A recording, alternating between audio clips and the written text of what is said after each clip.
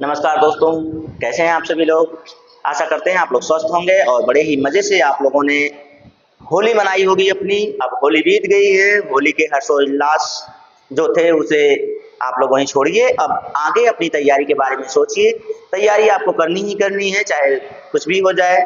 तो अपनी तैयारी को एक नया मोड़ देते हुए फिर से चलिए जुट जाइए अपनी तैयारी में। तो आइए दोस्तों, साइंस के इस सीरीज में एक और टॉपिक आज हम लोग समाप्त करते हैं। कल हमने आपका डीएनए, कल नहीं पिछली वीडियो में हमने आपका वीडियो जो दिया था वो किस पर था, तो वो था आपका डीएनए का। ठीक है, अब डीएनए के बाद जो आपकी टॉपिक नई होने वाली है वो है अम्ल, क्योंकि अम्ल से प्रश्न लगभग जरूर बन जाता है। आपके पेपर में आप देखेंगे तो अम्ल से प्रश्न कहीं ना कहीं जरूर आपको दिख जाएगा कि ये कौन सा अम्ल पाया जाता है इसमें। ठीक है, तो इस तरह से जब ये प्रश्न आ जाता है तो चलिए आज की टॉपिक हमारी क्या होनी चाहिए। तो आज की टॉपिक ये महत्वपूर्ण होना चाहिए भाई, अम्ल। क्या है? अम्ल, जिसे आप लोग कहते हैं एसिड। क्या कहते हैं? एसिड या अम्ल। ये जो एसिड या अम्ल है भाई, ये बहुत ही महत्वपूर्ण है आपकी परीक्षा की दृष्टि से। तो देखा जाए कि ये अम्ल होता क्या है, तो वे पदार्थ जो जल में घुलकर हाइड्रोनियम आयन देते हैं उन्हें अम्ल कहा जाता है। अगर परिभाषा देखें तो क्या कहते हैं इन्हें? वे पदार्थ जो जल में घुलकर हाइड्रोनियम आयन का मतलब H+ आयन, लिख लीजिए हाइड्रोनियम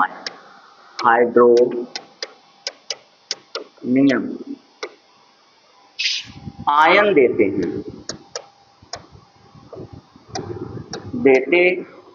हैं अम्ल कहलाते हैं। क्या कहलाते हैं भाई? अम्ल कहलाते हैं। ठीक है, ये हो गई परिभाषा कि अम्ल किसे कहते हैं और अम्ल क्या है।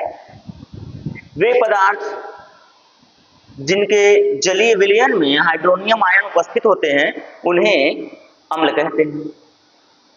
आपके पास अगर वाक्य बनाने की शैली है, शब्दों का ज्ञान है, तो आप परिभाषा को चाहे जैसे चेंज कर सकते हैं, उसका भाव नहीं बदलना चाहिए। मैंने अभी बदल दिया, लिखा कुछ और हूं, बताया कुछ और। वे पदार्थ जो जल में घुलकर हाइड्रोनियम आयन यानी कि H+ आयन देते हैं वे क्या कहलाते हैं? अम्ल कहलाते हैं। अब इस अम्ल के बारे में बताएं तो इसकी जो पहचान होती है वो क्या होती है भाई? पहचान इसकी हम कर सकते हैं स्वाद से। स्वाद में खट्टे होते हैं। स्वाद में कैसे होते हैं? तो स्वाद में खट्टे होते हैं अम्ल जो होते हैं वो स्वाद में कैसे होते हैं? खट्टे होते हैं। ठीक है, जो अम्ल होते हैं वो स्वाद में कैसे होते हैं?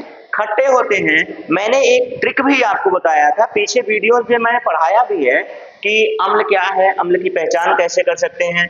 तो आप इसमें देखेंगे तो ये जो होता है ना अम्ल, थोड़ा सा छोटा करेंगे,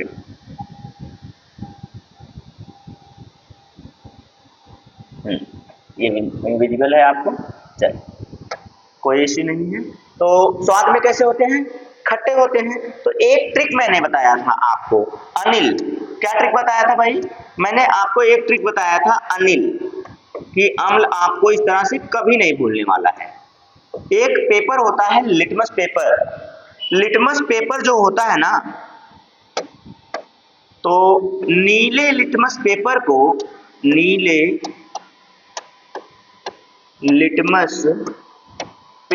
को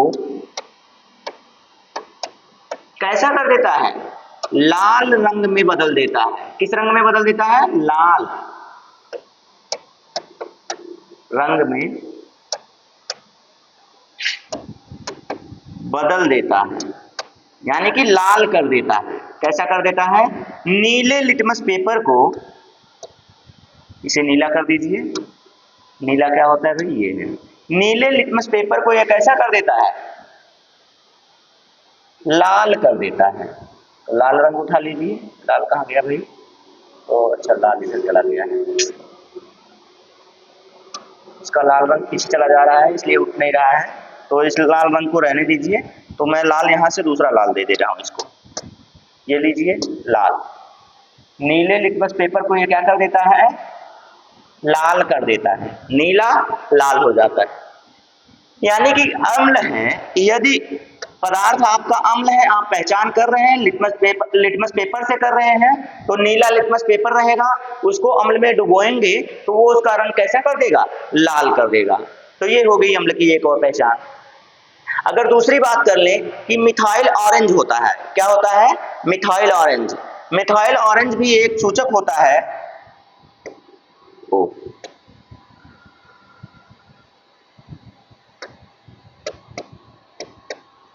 मिथाइल ऑरेंज एक सूचक होता है। इसका रंग ये कैसा कर देता है, तो इसका रंग भी ये लाल कर देता है। क्या कर देता है, मिथाइल ऑरेंज को यदि आप अम्ल में ले जाएंगे तो उसका भी रंग कैसा कर देता है, ये लाल कर देता है। तो इससे पहचान हो जाती है। अनिल शब्द से पहचान होती है, यानी कि आ से क्या होता है, आ से हो गया अम्ल, न से हो गया नीला, और ला से हो गया लाल। ला से क्या हो गया, लाल। लाला नहीं भाई, लाल। ये लाला ज्यादा याद आ जाते हैं, ठीक है। तो अम्ल अगर नीला लिटमस पेपर है तो उसको लाल कर देता है। ये हो गए अनिल भैया की पहचान। ये मैंने आपको ट्रिक के माध्यम से एक रील पर भी दिया हुआ है, आप देखेंगे तो मिल जाएगा। मिथाइल ऑरेंज है, मिथाइल ऑरेंज भी एक प्रकार का क्या है, सूचक है। अब एक प्रकार का सूचक है, प्राकृतिक सूचक है, तो इसको अगर अम्ल में डुबोया जाए तो उसका रंग भी कैसा हो जाता है, लाल हो जाता है। ठीक एक और चीज होता है फिनोलेफ्थलीन। क्या होता है, फिनोलेफ्थलीन होता है। तो मैं पेज को आगे बढ़ा दूं क्या, चलिए यहाँ पे लिख दे रहा हूं, यहाँ पे लिख दे रहा हूं, उसके बाद आप समझिए। तो क्या है, फिनोलेफ्थलीन है,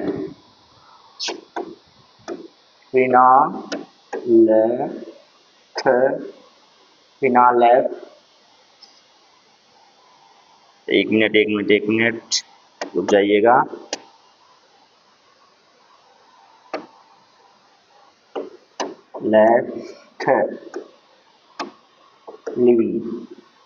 फिनोलेफ्थलीन, फिनोलेफ्थलीन जो होता है ये कैसा हो जाता है भाई, तो इसको रंगहीन बना देता है। कैसा बना देता है, रंगहीन कर देता है अम्ल। तो ये हो गई अम्ल की पहचान। यदि इसे स्वाद से पता करना चाहें तो स्वाद में खट्टा होगा, और उसको नीला लिटमस पेपर ले जाएंगे उसके जलीय विलयन में तो उसको लाल कर देगा। मिथाइल ऑरेंज ले जाएंगे तो मिथाइल ऑरेंज को भी लाल कर देता है। फिनोलेफ्थलीन ले जाएंगे तो उसको रंगहीन कर देगा। तो इतनी सारी पहचान इसकी हो गई, ठीक है। हल्दी का अगर आप रोरी बना के ले जाएंगे, हल्दी ले जाएंगे तो हल्दी का रंग, पहले आप हल्दी देखेंगे तो बहुत गाढ़ा होता है, उसको रंग में पीला बना देगा, ऐसा बना देगा। हल्दी का रंग अगर आप देखना चाहेंगे तो हल्दी को एकदम पीला कर देता है, शुद्ध पीला कर देगा एकदम। जैसे आप लोग रंग देखते हैं कि हल्दी का रंग कैसा हो जाएगा, एकदम पीला हो जाएगा, ठीक है। तो ये हो गया अम्ल की पहचान।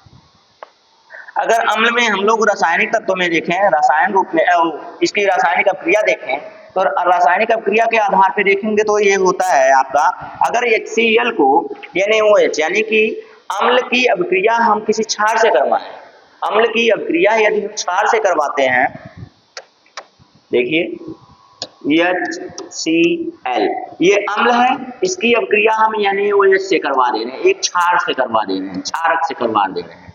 तो ये क्या देता है, इनकी पहचान होती है यदि अम्ल और क्षार की अभिक्रिया करवाई जाए। एक पदार्थ हमें नहीं पता है कि क्या है, दूसरा पदार्थ आप ले लीजिए क्षारक, तो एक काम कीजिए, दोनों की अभिक्रिया करवा दीजिए। दोनों की अभिक्रिया करवाएंगे तो क्या निकल के आएगा, NaCl यानी कि सोडियम क्लोराइड निकल के आएगा, और प्लस क्या निकल के आएगा, H2O, सोडियम क्लोराइड प्लस जल बन के आएगा। ये होती है रासायनिक अभिक्रिया अम्ल और क्षार की। ये एक प्रकार का क्या है, अम्ल है, और ये क्या है, एक प्रकार का क्षारक है। अम्ल और क्षारक जब ले जाएंगे एक साथ अभिक्रिया करवाएंगे दोनों की, तो लवण तथा जल बनता है। क्या बनता है? लवण तथा जल बनता है। अब ये जो अभिक्रिया है ना, इस अभिक्रिया को हम लोग उदासीनीकरण भी कहते हैं, न्यूट्रलाइजेशन भी कहते हैं। क्या कहते हैं भाई? उदासीनीकरण की अभिक्रिया भी कहते हैं इसको, उदासीनीकरण की अभिक्रिया भी इसी को कहते हैं, अभिक्रिया। उदासीनीकरण की अभिक्रिया भी कहते हैं इसी को। अगर आप लोग देखेंगे तो इस तरह से इसके भौतिक गुण भी मिल जाएंगे। अम्ल के भौतिक गुण क्या होते हैं, अम्ल के रासायनिक गुण क्या होते हैं, इस तरह से आप देखना चाहेंगे तो गुण बहुत सारे मिल जाएंगे। लेकिन आपको इतना ज्यादा गुण पढ़ने की जरूरत नहीं है। आपको क्या पढ़ने की जरूरत है कि कौन सा अम्ल किसमें पाया जाता है, सबसे ज्यादा जरूरत वाली आपकी चीज है। तो ये नहीं, सबसे ज्यादा जरूरत क्या होती है आपके कंपटीशन में, क्योंकि ये हाई स्कूल के बेस पे है, वो सारी चीजें तो मिल जाएंगी। अब आपको अगर कहा जाए कि सबसे ज्यादा जो जरूरी होता है वो क्या होता है, तो कौन सा अम्ल किस तत्व में या किस पदार्थ में पाया जाता है। अम्ल, और इधर लिख लीजिए पदार्थ, एक तरफ अम्ल एक तरफ पदार्थ। ठीक, ये जो अम्ल होता है, यदि हम बात करें यहाँ पर टार्टरिक अम्ल की, सबसे पहले हम टार्टरिक अम्ल की बात करते हैं। टार्टरिक अम्ल, ये जो टार्टरिक अम्ल है ये कौन कौन से पदार्थ में पाया जाता है, जरा बताइएगा तो, क्योंकि ये बार बार आपसे पेपर में पूछा जाने वाला प्रश्न है। किसमें पाया जाता है? तो ये पाया जाएगा आपके इमली में, अंगूर में। किसमें? इमली और अंगूर में। और भी कुछ होता है, और भी कुछ होता है भाई, अभी अभी मैंने ऊपर लिखा हुआ है उसमें। हाँ, अभिक्रिया, अच्छा अभिक्रिया तो छोड़ दिया मैंने दूसरे पेज। तो और क्या होता है? खाने का सोडा, खाने का सोडा जो होता है उसमें भी आपका क्या पाया जाता है? टार्टरिक अम्ल पाया जाता है। तो इस तरह से पूछा जाता है कि इमली में कौन सा अम्ल पाया जाता है, या फिर अंगूर में कौन सा अम्ल पाया जाता है, सोडे में कौन सा अम्ल पाया जाता है। तो इस तरह से आपको ये बार बार पूछे जाने वाले प्रश्न हैं, इसलिए ये मैं आपको बता रहा हूं। आप लोग इसको अन्यथा मत लीजिएगा। यदि आप अन्यथा लेंगे तो आप भी अन्यथा की ही श्रेणी में आ जाएंगे और आपका पेपर में प्रश्न छूट जाएगा। तो पेपर में प्रश्न ना छूटे इसलिए मैं आपको ये हल करवा रहा हूं। ठीक है, इसके बाद एसिटिक अम्ल। कौन सा अम्ल? एसिटिक, एसिटिक अम्ल।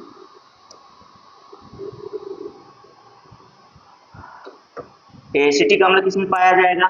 सबसे महत्वपूर्ण चीज है इसमें जो आपको याद है वो होती है सिरका। लेकिन सिरके के अलावा और किस किस चीज में पाया जाता है? मुरब्बा की बात कर लें, ठीक है, मुरब्बा में भी पाया जाएगा। और कोई चीज याद है आपको? क्या और भी कोई चीज याद है? तब तक बताइए, हम इधर इसे सही कर देते हैं तब तक। भाई लिखने में त्रुटि, मुरब्बा, सिरका है, मुरब्बा है, और किस में पाया जाएगा भाई आप बताइएगा, बताइए तो, और किसी चीज में पाया जाएगा? अचार, ये हो गया, अचार में भी पाया जाएगा। तो अगली बात, अगला चीज क्या देख लें? अगले नंबर पे किसको देख लें? अगले नंबर पे आपका आ जाएगा लैक्टिक अम्ल। क्या आ जाएगा? लैक्टिक अम्ल, लैक्टिक अम्ल। जो लैक्टिक अम्ल है ये किस में पाया जाता है, जरा बताइएगा तो, आप बताइए। बहुत आसान सा है, बहुत आसान सा है, बहुत ज्यादा इसमें आपको दिमाग लगाने की जरूरत है नहीं। लैक्टिक अम्ल किस में पाया जाता है? दही, दूध, मांसपेशियों की ऐठन जो होती है वो किसके कारण होती है? लैक्टिक अम्ल के कारण होती है। तो क्या है? दही हो गई, दुर्गंध युक्त दूध हो गया, दुर्गंध युक्त दूध कहिए या दूध कहिए, और मांसपेशियों में जो ऐठन होती है आपकी मांसपेशियों में ऐठन, भी किसके कारण? लैक्टिक एसिड के कारण होती है। ठीक है, इतनी सारी चीजें नोट कीजिए। उसके बाद चौथे नंबर पे मैं आपको बता दूं क्या हो जाएगा, मैलिक अम्ल। जरा मैलिक अम्ल बताइए तो, मैलिक अम्ल किस में पाया जाएगा? ये भी आसान सा है, सेब में कसैलापन जो होता है या सेब में खट्टापन जो होता है वो किसके कारण होता है? तो सेब में कसैलेपन का कारण, सेब में कसैला हो, कसैला पन या खट्टापन, क्यापन? खट्टापन किसके कारण होता है? तो मैलिक के कारण होता है, मैलिक अम्ल के कारण। ठीक है, ये 4 हो गए। चलिए थोड़ा सा ऊपर करते हैं और बताते हैं आपको। इतनी चीजें आप देख लीजिए, उसके बाद अम्ल इससे बाहर कहीं और पूछेगा ही नहीं, इसके बाद अम्ल कहीं इसके बाहर पूछेगा ही नहीं। 5वें नंबर पर आप इसे लिख लीजिए, ऑक्जेलिक एसिड लिख लीजिए, ऑक्जेलिक अम्ल, ऑक्जेलिक अम्ल लिख लीजिए। ऑक्जेलिक अम्ल लिखेंगे तो ये किस में होता है भाई? बहुत आसान सा ये भी है, आप टमाटर खाते होंगे, टमाटर में पाया जाता है, किसी और चीज में पाया जाता है क्या? और कुछ बताइए बताइए तो। टमाटर का तो हो गया, टमाटर में पाया जाता है। कोई और चीज होता है, जैसे कि आपका कपड़ा है, कपड़े का जो रंग उतारना होता है, रंग को साफ करने में क्या होता है? रंग को साफ करने में कौन सा अम्ल प्रयोग किया जाता है? तो ऑक्जेलिक अम्ल, रंग को साफ करने में ठीक है, ये हो गया। अगला अम्ल कौन सा होना चाहिए? फॉर्मिक लिखना है, चलिए फॉर्मिक लिख दे रहे हैं, फॉर्मिक 6ठे नंबर पे। फॉर्मिक अम्ल या इसी को क्या कहा जाता है? मेथनोइक अम्ल। फॉर्मिक अम्ल, फॉर्मिक अम्ल को ही हम लोग क्या कहते हैं? मेथेनोइक अम्ल। बहुत बार पूछा जाने वाला है, पेपर में बहुत ज्यादा बार पूछा जाने वाला, सबसे ज्यादा बार पूछा जाने वाला कौन सा अम्ल है? तो यही अम्ल है। लीजिए, हो गया मेथनोइक अम्ल या फॉर्मिक अम्ल। किसमें पाया जाता है ये आपको बताना है, बताइए आप। फॉर्मिक अम्ल या मेथनोइक अम्ल को बताइए, क्योंकि सबसे ज्यादा बार पूछा जाने वाला प्रश्न कोई है तो वो फॉर्मिक एसिड का ही है।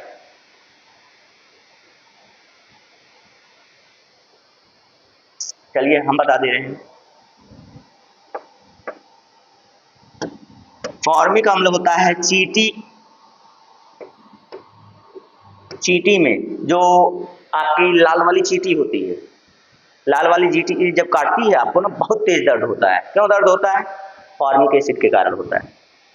बिच्छू के डंक में, बिच्छू जब डंक मारता है तब तो पूछिए ही मत, अरे मैया दादा मैया बप्पा सब याद आ जाते हैं बिच्छू के डंक में। और किस में होता है? नेटल के डंक में। नेटल एक प्रकार का पौधा है, पौधे में पत्तियां उस पौधे की पत्तियों पर कांटे होते हैं, नेटल का डंक। तो नेटल के कांटों में भी होता है, नेटल का डंक भी होता है। और जो मधुमक्खी का डंक होता है, मधुमक्खी जिसे आप लोग ड्रोसोफिला कहते हैं, पीला वाला जब काट लेता है तो हालत खराब करती है। ये शहद वाली तो बेचारी हल्का सा काटती है, उससे बहुत कुछ खास होता नहीं है, जिसको रिएक्टिंग होती है उसका हो जाता है, लेकिन पीली वाली में सबसे ज्यादा होता है। तो ये देखिए, चींटी के डंक में, बिच्छू के डंक में, नेटल के डंक में, और कुछ बच रहा है, कुछ तो हमें नहीं लग रहा है कि बच रहा है। मधुमक्खी का डंक हो गया, नेटल का डंक हो गया, हाँ सभी हो गया लगभग। इतना ही तो पूछता है, इससे ज्यादा तो पूछता ही नहीं कुछ। डंक में बिच्छू का डंक हो या चींटी का, मधुमक्खी का, नेटल का डंक, सबसे ज्यादा तो यही हो गया। चलिए फिर आगे चलें। अच्छा, इसका स्क्रीनशॉट कीजिए, फिर उसके बाद आगे बढ़ते हैं।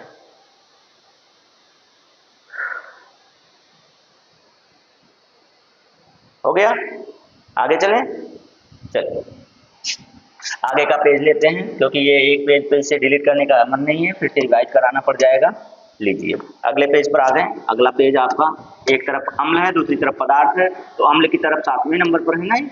7वें नंबर पर हम कहें ब्यूटाइक अम्ल। क्या अम्ल? ब्यूटाइक। ब्यूटाइक अम्ल किसमें पाया जाता है? ब्यूटाइक अम्ल। तो ये ब्यूटाइक अम्ल किसमें पाया जाएगा भाई? तो ये ब्यूटाइक अम्ल जो पाया जाता है ये मक्खन में पाया जाएगा, मक्खन में। नोट कीजिए।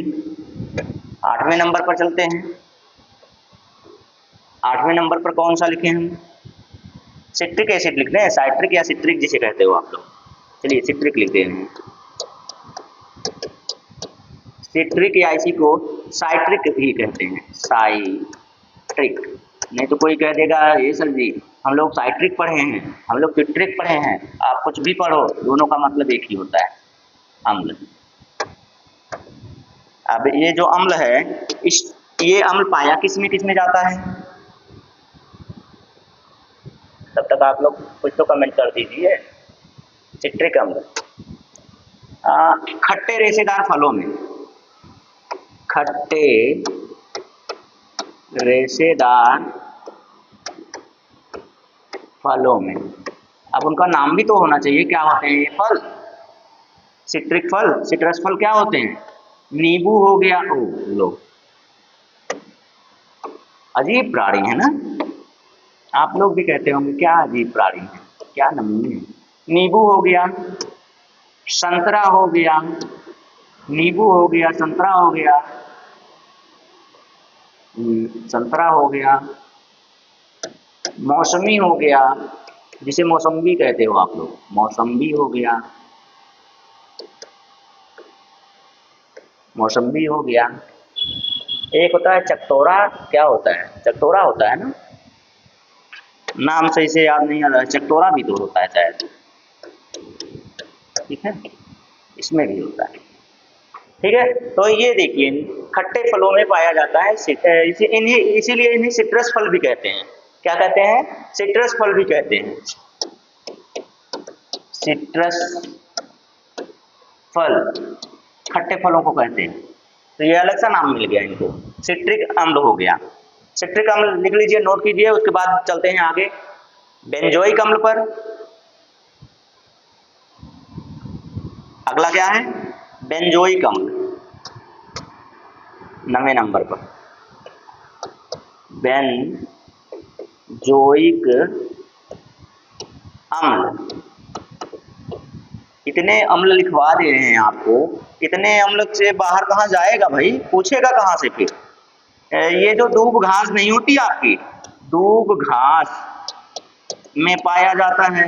चने की पत्ती, चने की पत्ती लगती भी है, चने की पत्ती भी लगती है।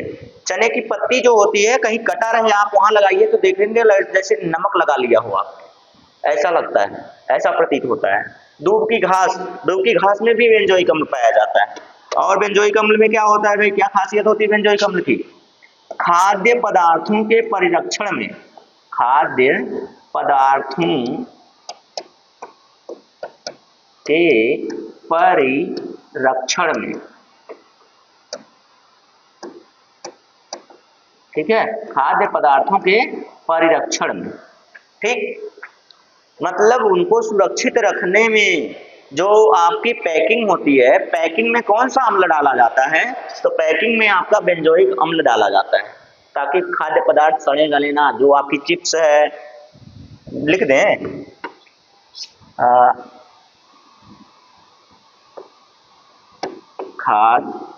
खाद्य पदार्थों की पैकिंग में, पैकिंग में कौन सी पैकिंग में प्रयुक्त की जाती है, किसे? तो आपका ये बेंजोइक अम्ल। फिर वही बात है यार,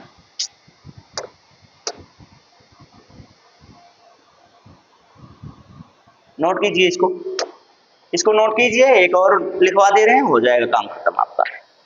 बेंजोइक अम्ल हो गया, यहाँ तक सारी चीजें हो गई, तो लगभग सारी चीजें तो खत्म हो गई हैं। 9 चीजें लिखवा दिया है, कौन कौन सा है? हाँ, लगभग सब खत्म हो चुके हैं। बचा है एक और, जिसे हम लोग कहेंगे अम्लों का राजा। अम्लों का राजा किसे कहते हैं भाई? अम्लराज। कहाँ गया? 10वें नंबर पर अम्ल राज। अम्लराज का सूत्र क्या होगा? HCl। इसी को क्या कहते हैं? हाइड्रो एक मिनट, इसे तो हम लोग सल्फ्यूरिक अम्ल कहेंगे ना, तो HCl कहाँ आ गया? HCl तो हाइड्रोक्लोरिक एसिड हो गया, तेजाब जिसे कहते हैं आप लोग, तेजाब इसे भी कहते हैं। इसे हटाओ पहले, हाइड्रोक्लोरिक अम्ल। सल्फ्यूरिक अम्ल ये होता है। ये क्या होता है भाई? सल्फ्यूरिक अम्ल। सल्फ्यूरिक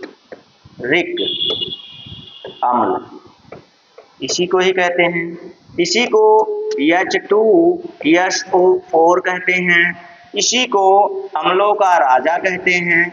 क्या कहते हैं? अम्लों का राजा कहते हैं। तो ये किसमें डाला जाता है भाई? तो इसे कहते हैं बैटरी में प्रयोग होने वाले अम्ल। बैटरी में प्रयुक्त अम्ल, ठीक है।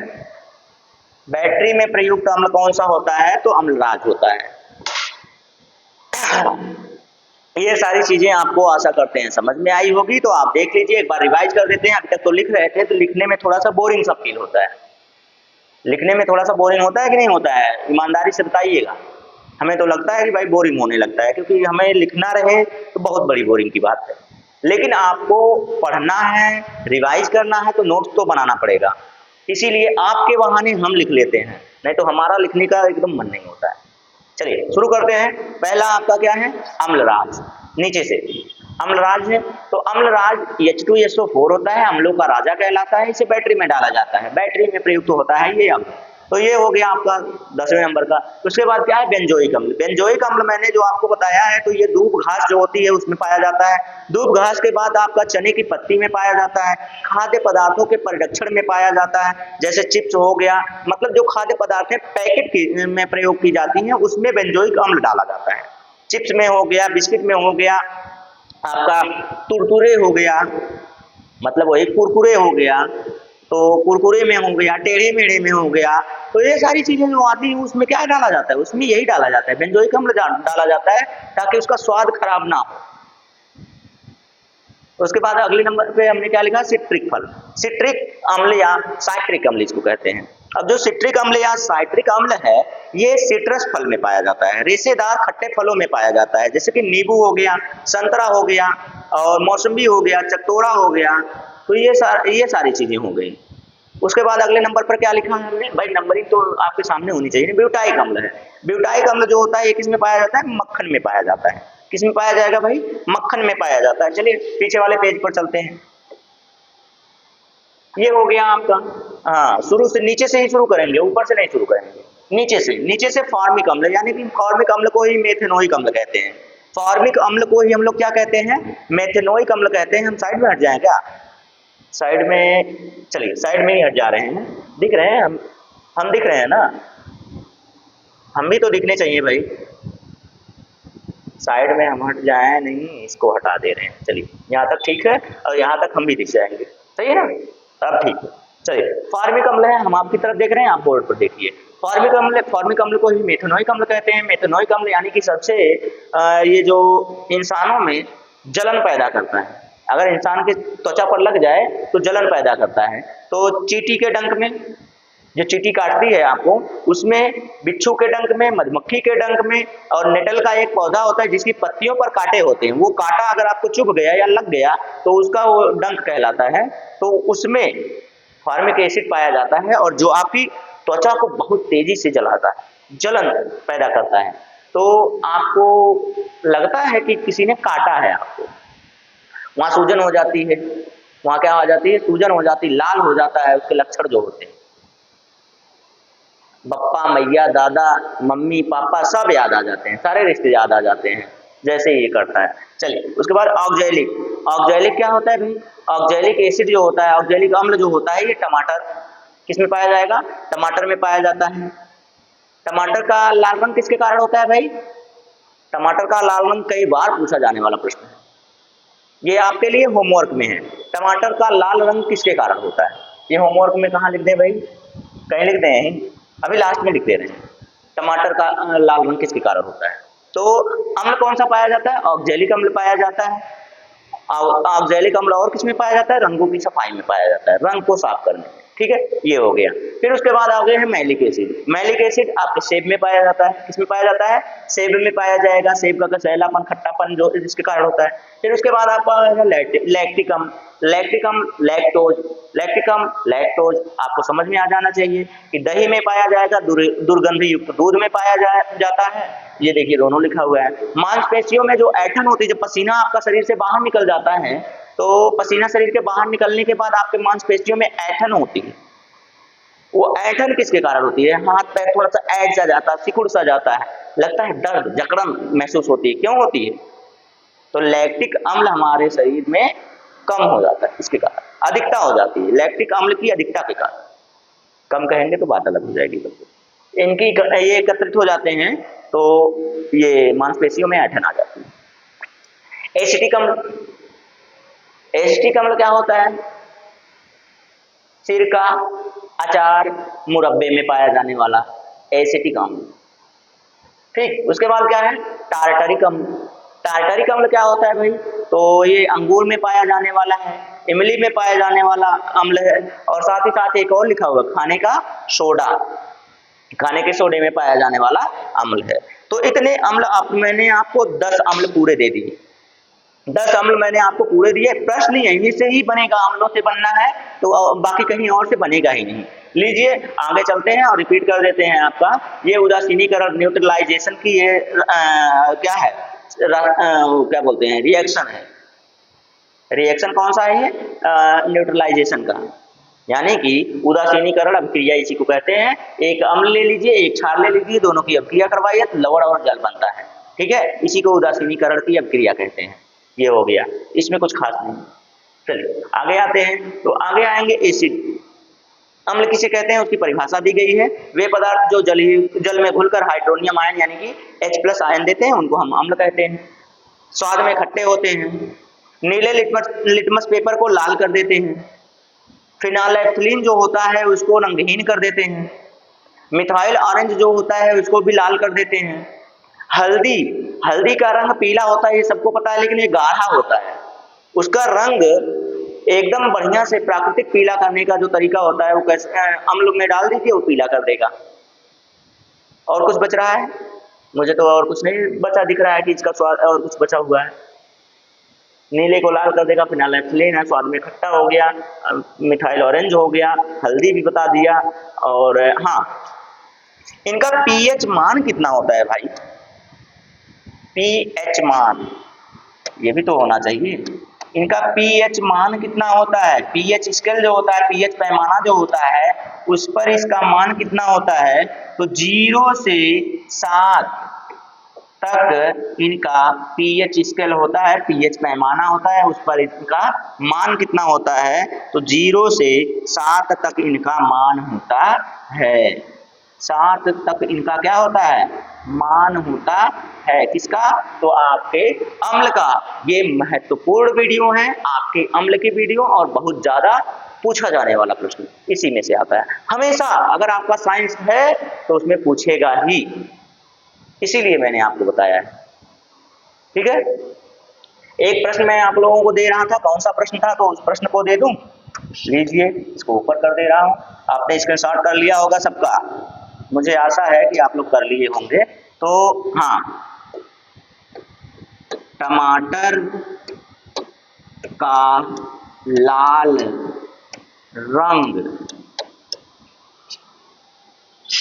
होता है किसके कारण? ये आपको बताना है। किसके कारण टमाटर का रंग लाल होता है ये आपको बताना है। तो ये रहा आपके लिए एक बढ़िया सा प्यारा सा प्रश्न, ये होमवर्क के लिए आपके। ये किसके लिए है? आपके होमवर्क के लिए।